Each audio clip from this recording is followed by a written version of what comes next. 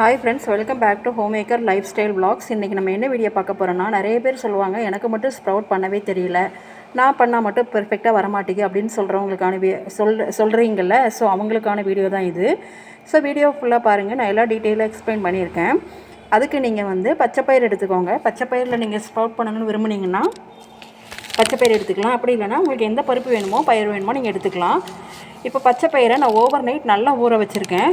ஊற வச்சுட்டு காலையில் பார்க்கும்போது அதில் ஆல்ரெடி ஒரு முளைக்கட்டி இருந்தது, குட்டி குட்டியாக முளைக்கட்டி இருந்தது.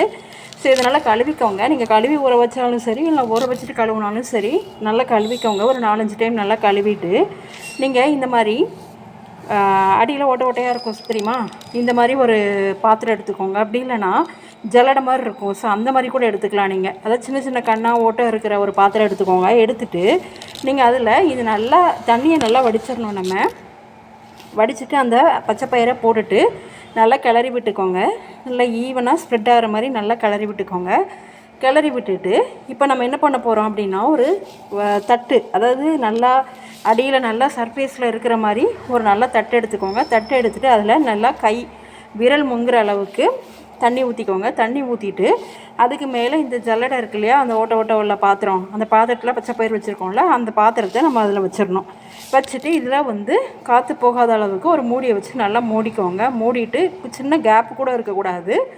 நல்லா மூடிட்டு உங்கள் வீட்டு கிச்சனில் எப்போவுமே வந்து கிச்சன் சிங்க்குக்கு கீழேயோ இல்லைனா கிச்சன் மேடைக்கு கீழேயோ வந்து உங்களுக்கு வந்து கொஞ்சம் டார்க்காக தான் இருக்கும். ஸோ அந்த மாதிரி இடத்துல இதை கொண்டு அப்படியே அலங்காமல் குலுங்காமல் வச்சுருங்க. இப்போ வந்து நைட்டு நான் ஊற வச்சு காலையில் வைக்கிறேன் பார்த்தீங்களா, அன்றைக்கி நைட்டு ஃபுல்லாக இருக்கட்டும். மறுநாள் காலையில் நம்ம எடுத்து பார்க்கலாம். பாருங்கள், இப்போ நல்லா மூடி வச்சுட்டோம். இது வந்து அப்படியே இருக்கட்டும். இந்த பச்சைப்பயிறு ஸ்ப்ரவுட் சாப்பிட்றதுனால நமக்கு எக்கச்சக்க பெனிஃபிட்ஸ் இருக்குது.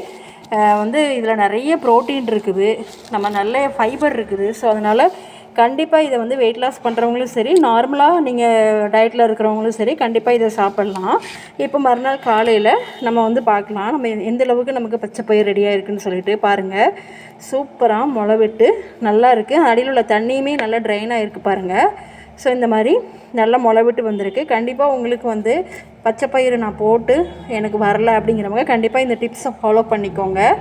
கடையில் ரெடிமேடாகவே நீங்கள் ஸ்பவுட்ஸ் மேக்கர் விற்குது. பட் ஆனால் வந்து அதை காட்டிலும் நம்ம எதுக்கு செலவு பண்ணணும், நமக்கு தான் அழகாக பண்ண தெரியுமே. ஸோ வீட்டிலே பண்ணிக்கலாம். இந்த மாதிரி ஸ்டெப்பை வந்து ஃபாலோ பண்ணிக்கோங்க. ஃபாலோ பண்ணிட்டு நீங்கள் பண்ணிங்க அப்படின்னா உங்களுக்கு கண்டிப்பாக சூப்பரான ஸ்ப்ரவுட் ரெடி ஆயிரும். நீங்களும் இதை வீட்டிலே செஞ்சு ஹெல்த்தியாக சாப்பிடுங்க, ஆரோக்கியமாக இருங்க, ஹாப்பியாக இருங்க. கண்டிப்பாக இந்த வீடியோ பிடிச்சிருக்கும்னு நினைக்கிறேன். வீடியோ பிடிச்சிருந்தால் லைக் பண்ணிக்கோங்க, சப்ஸ்கிரைப் பண்ணிக்கோங்க. உங்களோட கமெண்ட்ஸ் ஏதாவது இருந்தால் கண்டிப்பாக நீங்கள் எனக்கு தெரிவிங்க.